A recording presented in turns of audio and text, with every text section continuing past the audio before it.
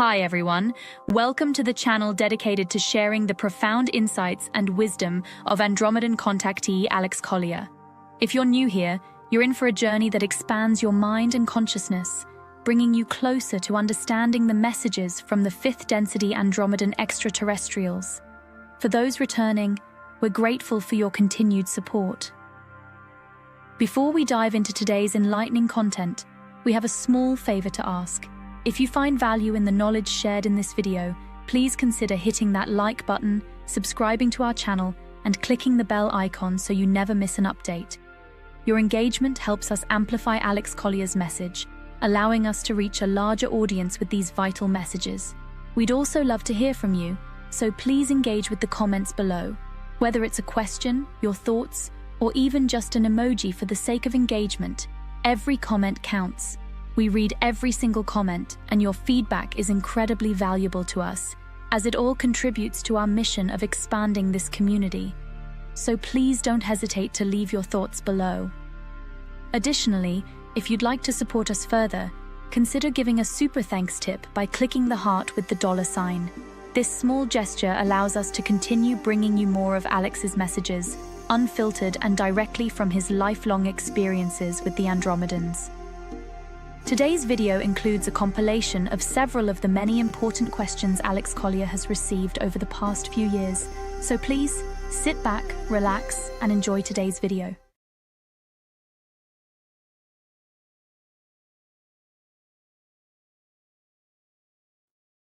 I've seen some posts in the last day that seem to be sinking.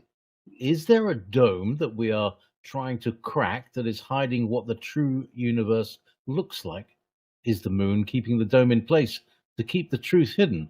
There's way more to my question, but we'll start there. Thank you as always.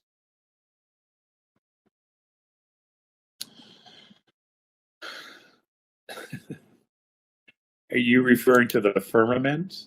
Is that what you're referring to?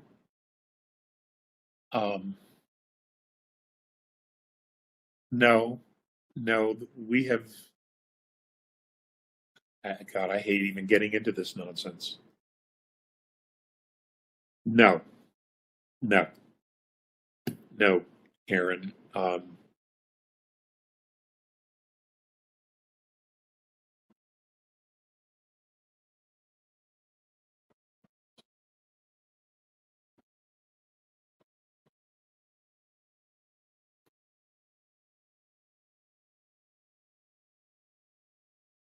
You're of the universe. I'm part of the universe. We're all part of the universe. What we see in the night sky is just a very, very small fraction of all that is. Now, if you know how to soul travel, you can go almost anywhere you want. There's no dome keeping you here. There's just not. There are people who at night travel to starships and go attend classes. And there's no question that that's where they are because they know. They absolutely know. They're meeting old friends, people that they see down here on the surface.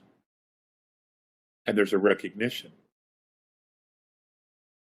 Now, those starships are in space, considered deep space to us. Nothing keeping these people here. There's no dome. There's an atmosphere.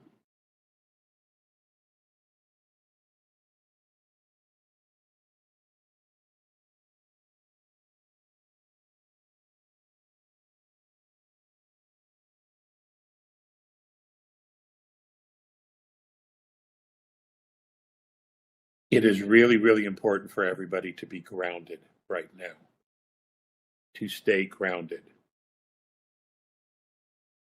Go with what you know. Listen to your gut instinct.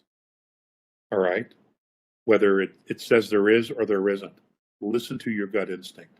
What's really important is that we remain grounded and connected to all that is. to Source, to Creator, to the Great Spirit, to the Holy Spirit, whatever you call it, the presence, that you stay connected to that.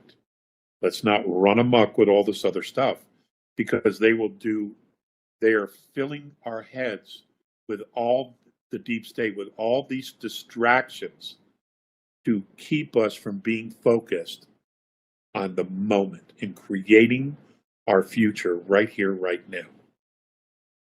There is no place more important than the present. Tomorrow is the dream of yesterday.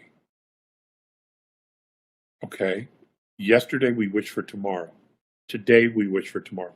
Tomorrow never comes. What you have is the present, right now. Focus on that. Focus right now on what you want. On what you want. It will evolve once you know what that is to humanity. But you have to know first what you want.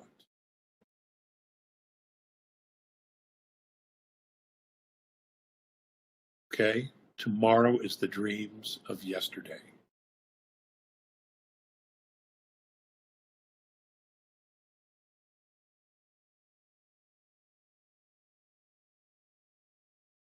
Oops to now. Every word you said back then is the same today. The happening, gravitational place field, huge events to come, Schumann resonance, higher frequencies, timeline shift to lessen damage. Are we still going through the plastic field? P.S. What's it like to live these last 13 years knowing what you knew then? Love you, Alex. Yes, we're still going through the plasma field. We will be going through it for quite some time, frankly. Quite some time. But, time is relative when you're a spiritual being. What was it like?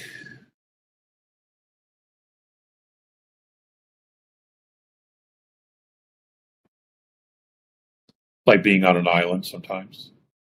My circle of friends was very small.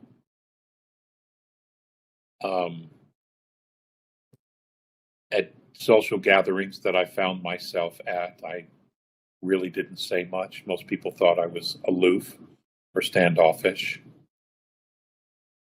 When the truth is, I really thought they were all fucking idiots. And I just kept my mouth shut because the partners that I was with, they were, it was a function they had to attend. And I didn't want to make waves, so I just kept my mouth shut. And some people think that of me. It doesn't matter, honestly. But it's Brad Olson came up to me 2 years ago, I think. I think it was 2 years ago. And he goes, "Mr. Collier, you have been vindicated." And I never expected to ever hear those words, frankly. And, I was content if I hadn't heard those words. And, I have to tell you, on some things, I didn't want to be right. I didn't want to be right about the New World Order. I didn't want to be right that they were going to take out half of the world's population. I didn't want to be right that we had the potential for a pole shift. I didn't want any of that to be right. But it is what it is. And all we can do is respond accordingly and to the best of our ability to whatever challenges we have. And to be as prepared as you can, but to learn to roll with the punches as well. To always look for the silver lining in any situation.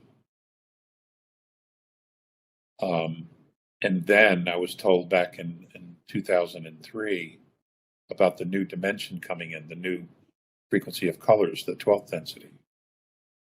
I got really excited about that because Visayas said help was coming for everyone, for the universe. Help was coming. And I got really excited about that. And it looks like things are going to be okay. There is obviously going to be periods of instability. To which degree I cannot state, because I don't know. But I just want everybody to be okay. A lot of people I care about on this planet, lots and lots of people who don't even know me, who deserve a break. They really deserve a break. I mean, this is just, bullshit that 1% of the population controls 90% of all the world's resources. Fuck that. That's insane. And then they try to punish us for getting pissed off about it. No. That dog won't hunt. It just won't hunt. And,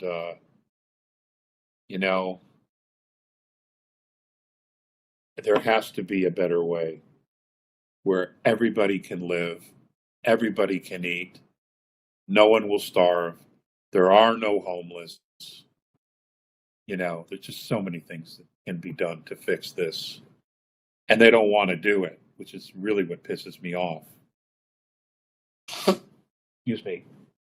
One family has a net worth of, it's said to be $500 trillion. Where are they going to spend it? Where are they going to spend $500 trillion? They don't need it. There's nowhere to spend it. There's nothing left to buy.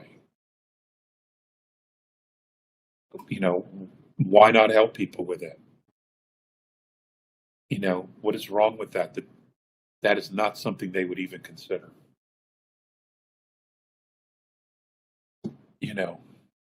I don't get it. I just flat don't get it. Yeah, so maybe I'm the naive one. I mean, even if they kept $100 trillion for themselves, they still have nowhere to spend it. Right? They have nowhere to spend it. And they took the other $400 trillion and put it back and gave it back to the people.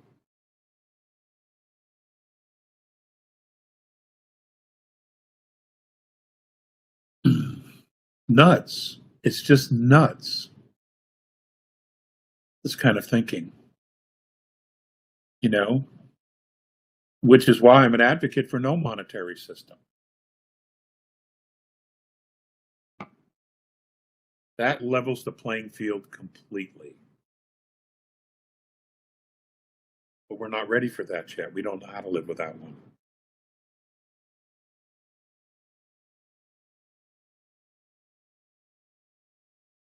Have the A's told you what is beyond the ice walls in Antarctica?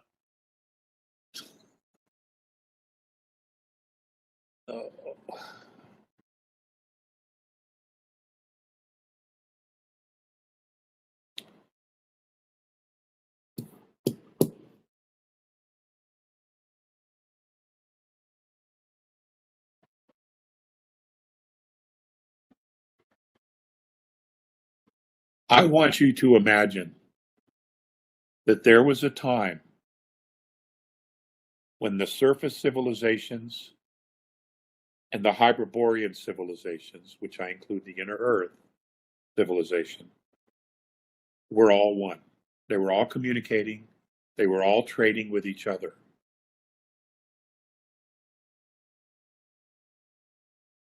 And I want you to imagine that some of those land masses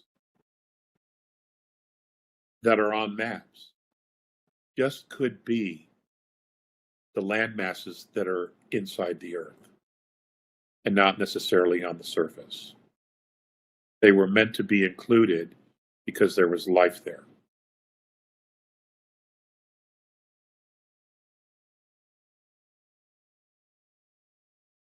And the Earth is larger than we've been told. It continues to grow the surface.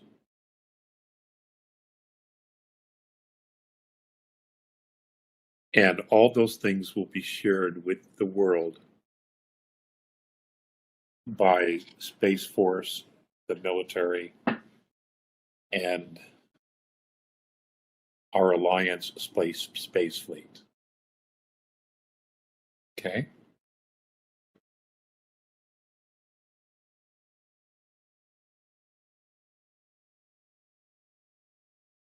You know, the Perry-Reese map, which we're told is the oldest in the world, which it isn't. Okay? Because the maps used to create the Perry-Reese map, at least 3 of them came from the Library of Alexandria. They were owned by Alexander the Great. And one of the men who worked for Alexander the Great, or was one of his officers, gave Admiral Perry-Reese the maps that he had from Alexander the Great. Those maps showed the entire world, the entire northern hemisphere, okay, the east and the west coast of North America, Canada, before supposedly Columbus discovered nothing. And it also shows the northern coastline of Antarctica without ice on it. So you have to ask yourself, well, how did they know that? How did they know what the coastline looked like if it's been covered in ice for 20 million years?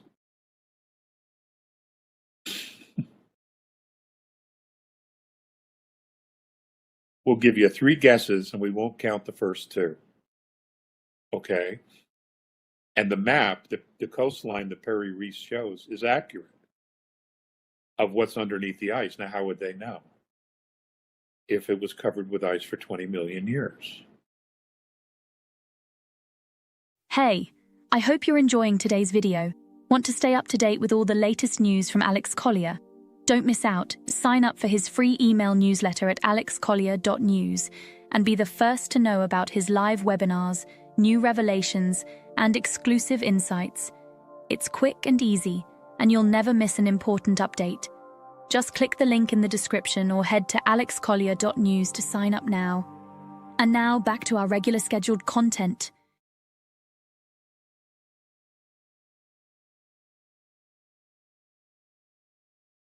You mentioned in a previous webinar that the Knights Templar came to North America with gold traveling to Nova Scotia. Is there a connection between this and the mysterious money pit at Oak Island? You know, I follow that. There were many different stashes across the United States on the eastern seaboard. Many different stashes. Going all the way up into Canada and even Greenland.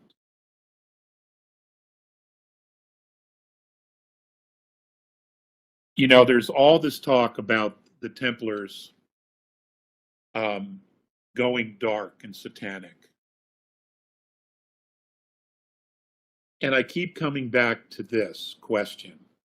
If they went dark, why didn't they come back over here, get all their loot, and then take it to the Vatican? Why is it that they chose to keep it hidden and safe and out of the Vatican's hands?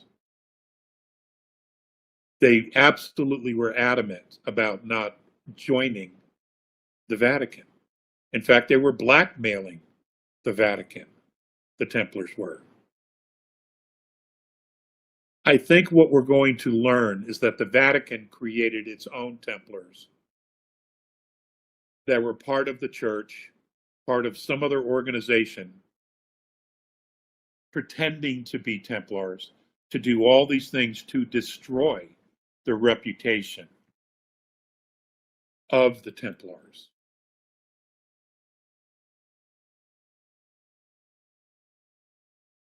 Because if you can't beat them, then you destroy their name.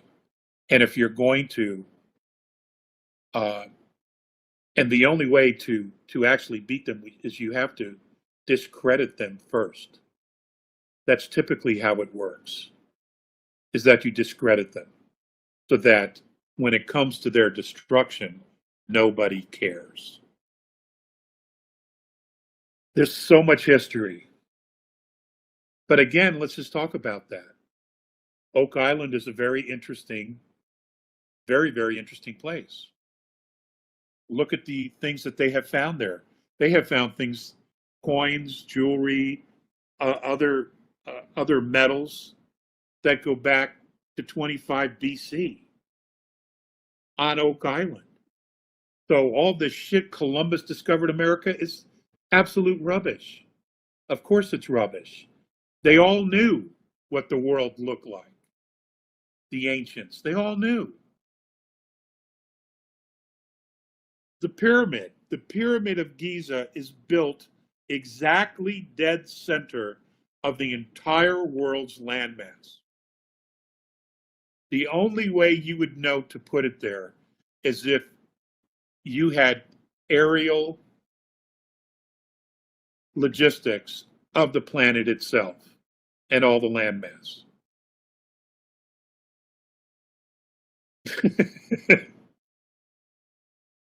You know, if you take it apart, every single of their stories falls apart of what our history is. So we'll find out soon enough. We'll find out soon enough. There's no way that I believe all the Templars were dark. It makes absolutely no sense. They wouldn't have taken everything and hid it and took it away from the church, specifically the church. They did not want the church to have it. And what would happen if we were to find out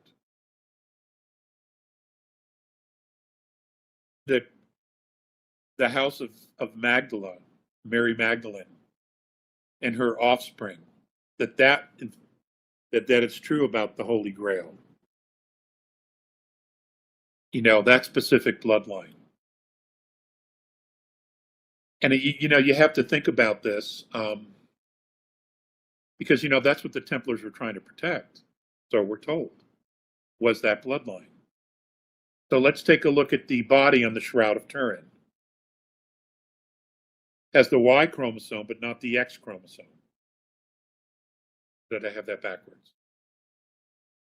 It has the female chromosome, but not the male chromosome, and yet it's a male child. Okay. The male child. So if that man was married and had offspring, that's a very, very, very different bloodline than all the rest of us on this planet.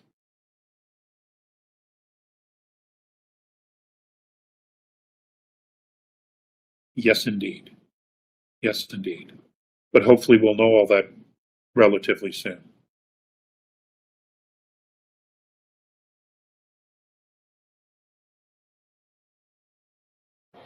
Dear Alex, from Katie Bishop, I feel that bringing back the purity and sacredness of spiritual initiations for our youth is imperative for their self-development and connection to the all. I was curious to know if you could share about the A's practice of having initiation and rites of passage ceremonies in their culture. Big thanks. Katie, that's a really great question. I know they exist. I know that they exist. And there are those for the young men when they become of an age. And I know that there is a process for women when they become of age. I do not know that they celebrate birthdays. Because when I asked about, how old are you, Mornay? And what is your birthday? He didn't have any idea what I was talking about. So, but he could tell me rotations of the Zenitaean system around their star. Because I asked him, can you tell me how many of those, since you were born, went? And that's how I got his age, 2000 something. And Visayas immediately got that, and he told me his age, and we were just like both dumbfounded. It's interesting. Mornay had never even asked him his age. He didn't know until I asked Visayas. Visayas gave us the answer because three of us were all standing together. And Mornay was just like, looked right at him like, wow. I guess it never dawned on him to even ask about age because they don't think about age, because their lives are so long. They don't see themselves as limited. Hint, hint, hint. So,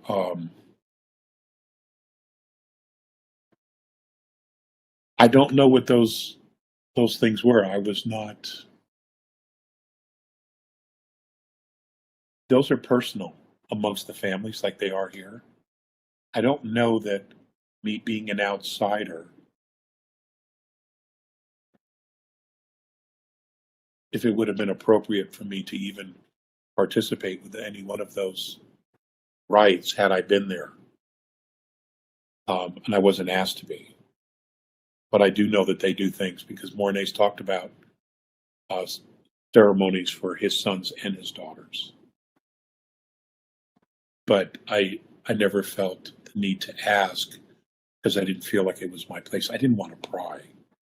It's not like they give you a little handbook, when you have a contact and say, okay, these are the protocols, do's and don'ts. They don't do that. It's a learning process, and you use common sense. I'm a guest on their ship, on their boat, and you just act appropriately. What I want him to ask me in my home, certain things. So you do the best that you can, and hopefully you get it right. I haven't gotten it all right. I didn't get it all right, but you learn. That's how you learn.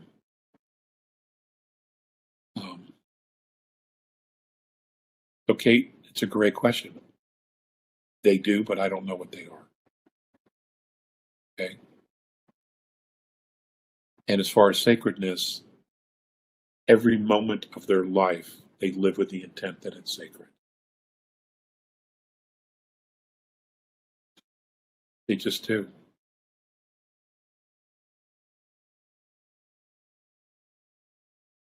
They are always at one with all. They live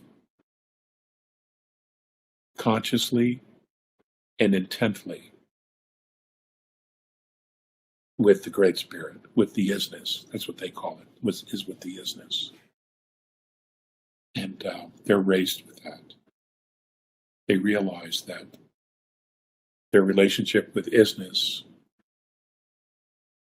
is all. It's all. And everything that they do, every decision that they make, they're making that decision with isness.